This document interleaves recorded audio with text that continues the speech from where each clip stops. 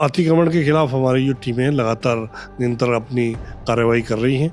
जहाँ-जहाँ पे भी अतिक्रमण की शिकायत आती है, वहाँ पे हमारी टीमें जाके अतिक्रमण को हटाने का काम करती हैं। हमने जगह-जगह पर फॉगिंग और एंटी लार्वा केमिकल्स का छिड़काव करके लार्वा को रोकने का प्रयास किया। देहरादून नगर निगम के महापौर सौरभ थपलियाल मेरे साथ मौजूद हैं और सर बहुत-बहुत स्वागत है पहले तो आपका, क्योंकि आज पहली बार हम आपसे मुखातिब हो रहे हैं। सर सवाल ये है कि मानसून ने दस्तक दे दी है, दरवाजे पे खड़ा है। देहरादून नगर निगम की क्या तैयारियां हैं मानसून को लेकर? देहरादून नगर निगम मानसून को लेके पहले ही तैयार था, क्योंकि डेंगू जो है वो हर तीसरे साल में कहते हैं कि लौट के आता है, और उसकी हमने पहले से तैयारी उसके लिए कर ली थी। हमने जगह-जगह पर फॉगिंग और एंटी लार्वा केमिकल्स का छिड़काव करके लार्वा को रोकने का प्रयास किया, डेंगू को फैलने से रोकने का प्रयास किया। साथ ही हमने जो है जल भराव की समस्या उनको चिन्हित करके वहाँ पे नालियाँ बनाई जानी है, तो नालियाँ बनाने का काम किया। जहाँ पर रिचार्ज पिट बनाने का, ताकि बरसात का जो जल है वो सीधा भूजल में जाके मिले, तो ऐसी जगहों पे रिचार्ज पिट का निर्माण हम लोगों ने किया।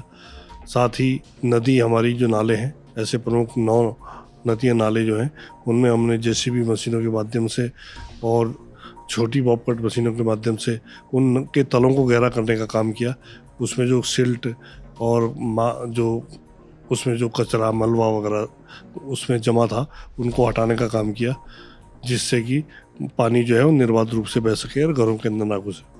सर नदी नालों की आपने बात की। देहरादून की एक बहुत पुरानी नदी है रिस्पना नदी, जो इस वक्त जर्जर हालत में है, अब नाला बन चुकी है। बरसात के समय वो भी बहुत बुरी तरह बहता है। उसको लेकर क्या तैयारियां हैं? उसको लेकर के आपने देखा होगा, अभी पिछले 10 दिन पहले हमने एक बड़ा अभियान जो है, और वो जिला प्रशासन के साथ मिलकर, और वहाँ पर हमने जेसीबी मशीनों में पूरे अपनी जेसीबी मशीनें पूरी रिस्पना नदी में उतारी, और उसमें से जितना भी कचरा, मलबा, गाद, कपड़े वगैरह वहाँ पे जमा थे, उनको निकालने का काम वहाँ से किया, और रिस्पना पे हमने एक बड़ा अभियान शुरू कर रखा है।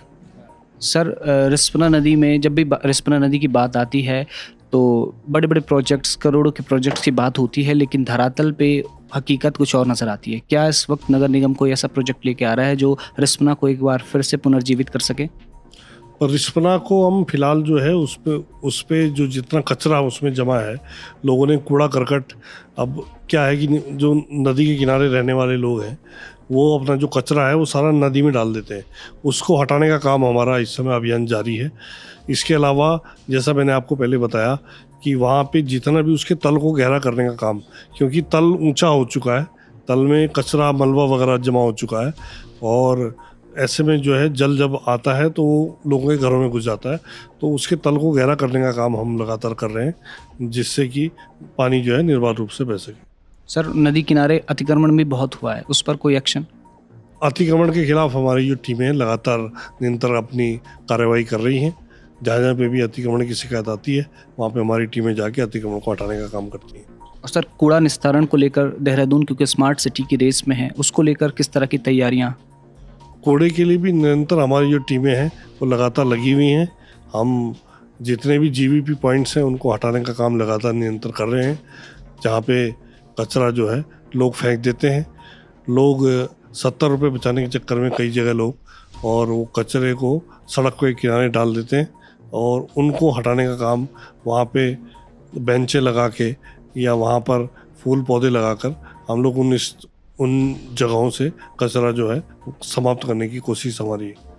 सर जो ग्रामीण इलाके जो इस बार नगर निगम में शामिल हुए हैं, उन पार्षदों की एक शिकायत रहती है कि जो देहरादून के पुराने नगर निगम हैं उनको अच्छा बजट मिलता है, और जो ग्रामीण अभी नए इस सत्र में इससे जुड़े हैं उन्हें कम बजट मिलता है। इस पर आपकी कोई राय? नहीं, ऐसा नहीं है, बजट तो सबका बराबर होता है।